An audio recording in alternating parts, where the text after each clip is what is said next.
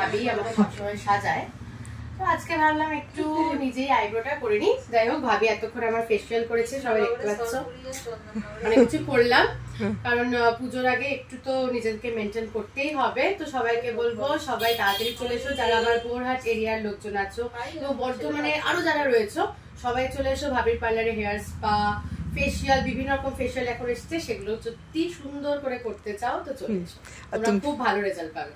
Thank you so much.